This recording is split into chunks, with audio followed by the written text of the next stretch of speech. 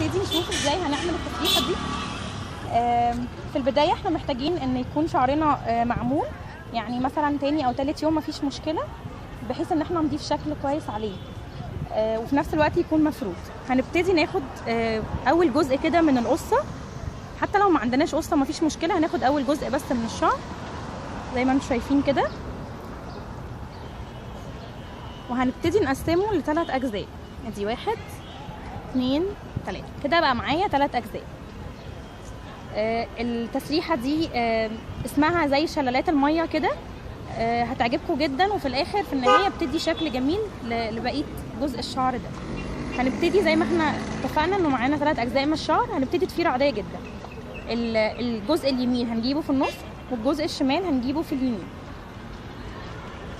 وهنخلي الجزء اليمين ده اللي هو تحت هننزله تحت.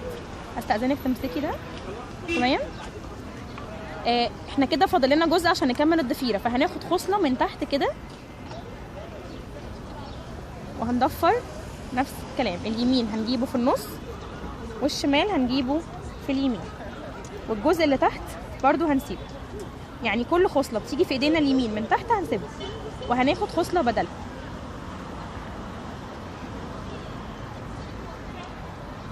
برضو هنجيب الجزء اليمين في النص والجزء الشمال في اليمين، وهنسيب الخصله اللي تحت، هناخد خصله بدلها.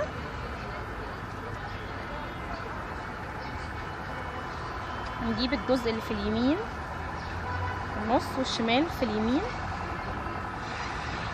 هنسيب الخصله دي تحت، هناخد خصله بدلها.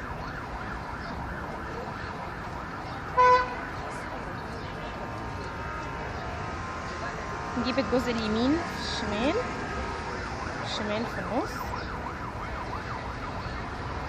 معلش المفروض ناخد خصلة تانية يعني جنبها على طول كده اهو.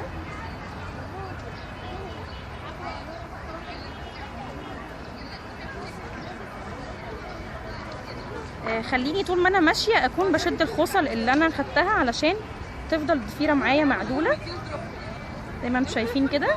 طول ما انا شداهم هيفضلوا يعني ثابتين معايا. وهسيب دي كمان تحت، وهاخد خصله بدل. هكمل على النمط ده برضو لغايه اخر ما اوصل لاخر الشعر اللي انا ماشيه فيه. برضو هبتدي اشد كده،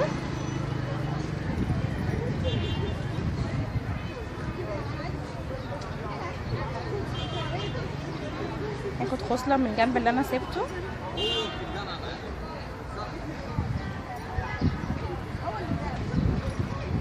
خلينا متفقين ان احنا لازم نشد الخصل اللي احنا عملناها عشان تطلع الضفيره بالشكل ده. وهنجيب اليمين في النص والشمال في اليمين.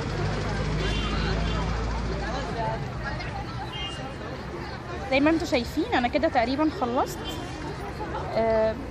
ده هيبقى الشكل النهائي ليها. هكمل بقيه الخصله اللي انا ماسكاها دي كانها ضفيره عاديه.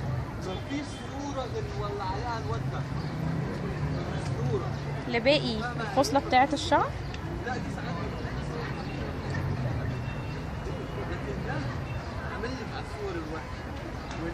ممكن تسيبيها لحد ما وقفنا هنا مفيش مشكله، وممكن تكمليها ضفيره زي كده. وفي الاخر هنستخدم توكه استك صغيره موجوده في اي مكان بتتباع علشان نحافظ على الشكل النهائي اللي وصلنا له.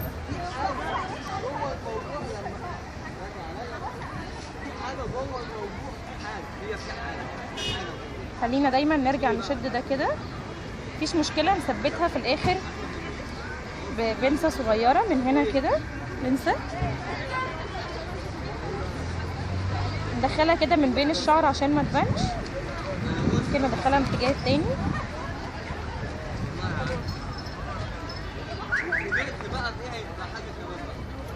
كده مش باينه. ده هيكون الشكل النهائي ليه. يا ريت تكون عجبتكم، تجربوها وتقولوا لي رايكم في كومنت. لو عجبتكم التسريحه اعملوا اشتراك او سبسكرايب تحت القناه عشان تشوفوا الفيديو الجاي. بس يا بنات اشوفكم الفيديو الجاي.